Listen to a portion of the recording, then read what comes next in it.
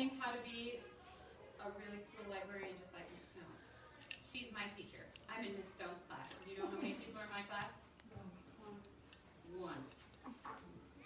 So this is part of my learning to be a teacher. So you guys are helping me, okay? So, just like Miss Stone said, when you search for your information, where did she say that you guys were going to get most of your information from? Jack. From books or magazines. Right, from books. And we've pulled a lot of the books out of the library for you. And we've checked them out to Miss Allen. So if she doesn't return all these books, she's going to be in super big trouble. So when you're searching, say I had John Adams. Ooh, lucky. So if my person was John Adams, and I was going to learn about the Revolutionary War through John Adams' life by reading biographies about him, I would come up to the cart and I would look. I would get a book about John Adams, and it would say, John Adams was the second president of the United States of America. He was born in Braintree, Massachusetts in 1735. Because he was cranky a lot of the time and kind of arrogant, John Adams wasn't the most popular president. And I think, that's some pretty interesting information. I think I'm going to write that down just the way it says there, and then I'll put that in my paper and I'll put my name on that.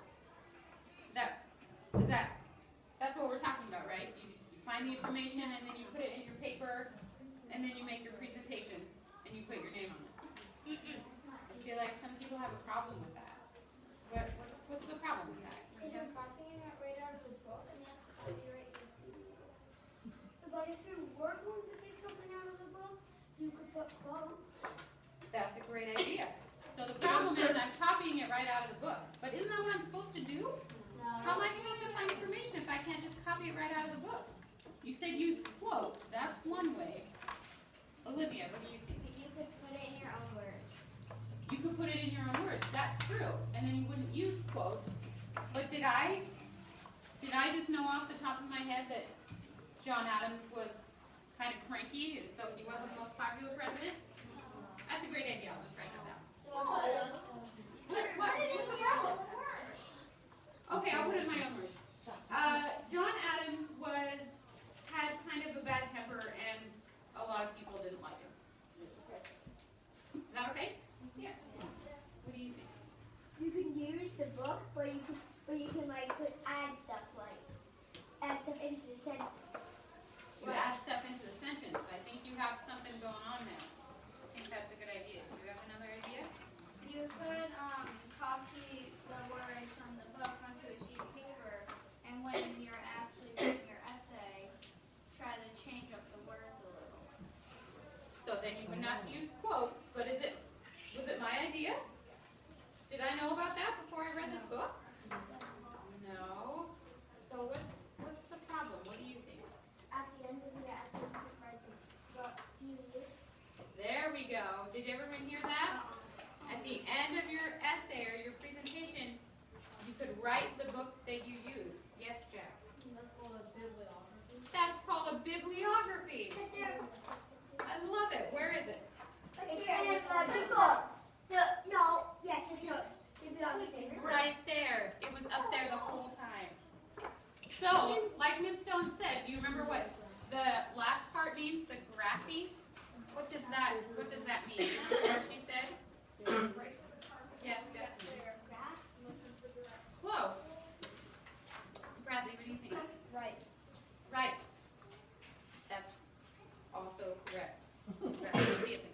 So, that means to write. What does biblio mean? You know another language, you might already know what this means. Yes. People, is that what you said? Good guess. Good guess. Olivia? Wasn't it like about the person?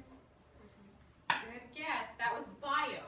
So if it was biography, that would be about a life, right? Writing about a life. Yes. About the book? About the book. That's right. In some languages, I only know another language, but in Spanish, book is biblio or libro. Biblio is actually library. bibliography is where you write about the books that you got your information from. So that seems like a good idea, right? It wouldn't be okay for me to just be like, I really like this zebra, and I feel like I want people to think that it is mine, and so I will write my name on this particular zebra. Is that okay? Not it. It's a way of stealing, right? No, That's it's a a zebra. So, it is a very nice zebra, though. I will say that.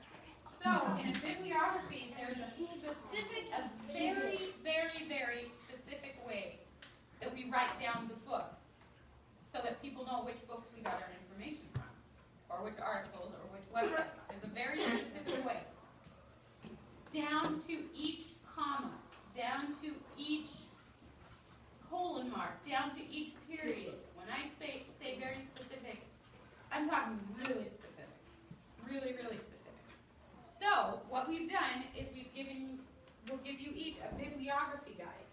And this shows you how you do it for a book. So the author's last name, then the author's and then a comma, and then the author's first name, and then a period, and it has spaces for you to fill it in. So you don't have to think about every single comma and every single period. So those are super important. Because what happens if you mix up the first name and the last name? So you're supposed to put the last name first, and then the first name. What if you get mixed up and you put the author's first name first, and then the last name? What's the problem with that? Then it'll seem like the last name was actually the first name, and the first name was actually the last name. Right. How confusing is that? If everybody instead of calling you Jack, they just called you Clary. I feel like you might have a problem. Clary Jack. So, we have to do it the exact way so that if someone says, I really liked that paper that Olivia wrote. I think she did a great job, and some of those books sounded really interesting. I'd like to go to the library and find that book. And they can look in your bibliography, and they'd know exactly which book to find so they can learn more about your person. Does that make sense? Does anyone have any questions? I actually have a comment. Sure. That's why you should skim over your essay or whatever, your article, whatever you write, to see if there's any mistakes. That's always a great idea. I'm a big fan of that. And I'm pretty sure your teachers are too. Always a good idea. So what we're gonna do is we're gonna let you know, are we gonna do that right now? We're gonna let you know what your groups are, and you're gonna separate into groups, and you guys are gonna start your bibliography right away. Because it will be a lot easier to start your research knowing which books you're using, so that, if you get this book, and you find all this great information about it, and then you come back the next day and you say, oh no, I got all this great information, but I forgot which book I got it from. How am I going to put that in my bibliography? Memorize what you wrote down. I'm in big trouble. And Miss Stone and I can both attest that has happened to us. And that makes it a lot harder to write your paper. So, we're going to have you do it right at the beginning, so you'll be all organized and all set, and you'll be right on your way to writing your paper and doing an awesome presentation. Yes, Jack? You were using a website. Would you just copy and paste the URL, or is there a special way you do it for websites? That's a great question. There's a special way you do it from websites, and that is right down here at the bottom, with commas and periods and all that stuff right in there. Good question. Yes, Justin?